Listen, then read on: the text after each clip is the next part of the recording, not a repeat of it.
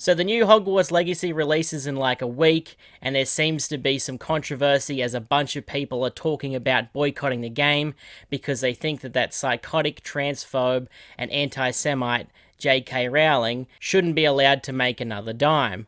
I get not liking that dumb bitch, but I think it's ridiculous to think that you need to boycott the game, especially since she isn't making the game. She still makes money from it, but she isn't the only one who's going to be financially harmed by this. Not that you're obligated to pay money to these people, but it does affect them. Though, really, most of the money is going to go to whatever company is making and publishing the game, who, by the way, are probably worse than J.K. Rowling if you're aware of how game developers and game designers are treated, but no one is really talking about that. My position on this has always been that you should separate the art from the artist. You can get invested with someone and like what they do artistically, but you shouldn't hold anyone in such regard or think of them so highly that when they do something awful, you feel like you're personally attacked or even disappointed in what they did, since you don't actually know them. Plus, if you can't separate the art from the artist, does that mean that you're under the delusion that the person who created the art that you're consuming has never done anything wrong? My belief is that most, if not all, artists are fucked up people, and I don't really expect anything less. I've seen the argument that this isn't comparable to, say, wearing clothes that were made by slave labour, and the various items that are created that way that people still use even though it isn't ethical. Which is true because this is a game and games are avoidable, but all art is technically avoidable and unnecessary for our survival, so by that perspective you shouldn't ever consume art. You see, every piece of media that's ever been made by a huge company was created with some exploited labour, game developers are overworked, animators are overworked, and then there's record labels with things like 360 deals. To bring it back to J.K. Rowling, there's publishing companies for authors as well. And for other issues, how many movies did Harvey Weinstein fund, and how much shit does Rupert Murdoch own? You know, the guy who funds the news outlets to spew the transphobic shit that you're against.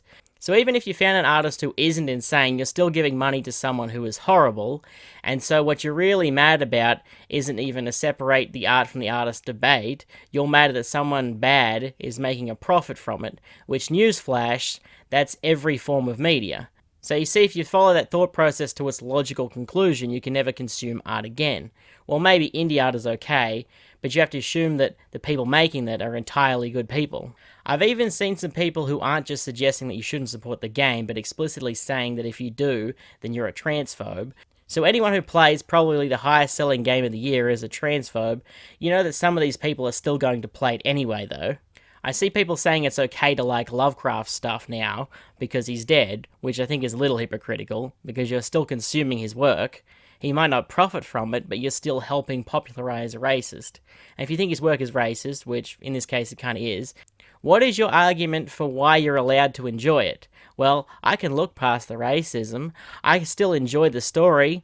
Or he was from a different time. Everyone back then was a racist. You see, that sounds like separating the art from the artist. This drama doesn't stop there, though, as the boycotting has become so ridiculous that a gaming forum has decided that Hogwarts Legacy cannot be discussed on their site. I mean, it's a game, though. And also the highest selling one on Steam, and hasn't even been released yet. Are people allowed to talk about the game when it gets nominated for Game of the Year or some other award? Are you not allowed to celebrate the voice actors and game designers? This is very reactionary shit, especially since I feel like there are worse controversies surrounding other games that people still play. I mean, no one seems to care that Overwatch is still making money after all of that shit at Activision. There are some other stories that I heard, and of course with dumb gaming shit there has to be some dumb products, like the new face mic, which looks like a BDSM muzzle, so you can be whipped while you play. You're going to need a safe word just to use the fucking thing. It's supposed to be soundproof, but clearly not for whoever is listening on the other end. It's going to sound like you're eating the mic when you talk. Apparently you need to clean it often, as it has cushions that absorb the moisture, so this thing is going to get really sweaty, and not just because of the weather is hot, but because there's a thing covering your fucking face. Also, how heavy is this thing? There's no way that wearing this for more than half an hour is good for your neck. And finally, probably the craziest video game story is about a Japanese streamer and how he somehow connected his fish to his Pokemon game. So wherever it swims determines the buttons that are pressed, so he left the room and the fish decided to seize the opportunity and go out of the game into another menu where they managed to find a cosmetic skin for their character, and not only did it find the checkout, but it paid for the skin using PayPal, which should be an ad for PayPal. So easy, even a fish could do it. But maybe not the best ad for a company that handles money. These fish committed credit card fraud while their owner was away. On YouTuber Mutekimaru's channel stream, their fish are set up to play video games. However, when the game that was being played suddenly crashed, things quickly went south. The fish, no longer bound by the walls of Pokemon, began navigating the home screen. And before long, they were able to reveal Mutekimaru's credit card details on stream, while purchasing a number of items from the Nintendo eShop. The item costs 500 yen, which is like $5, but still, if they're willing to commit credit card fraud for a $5 item, what are these maniacs going to do next? I'd watch these fish. I think they're planning something big.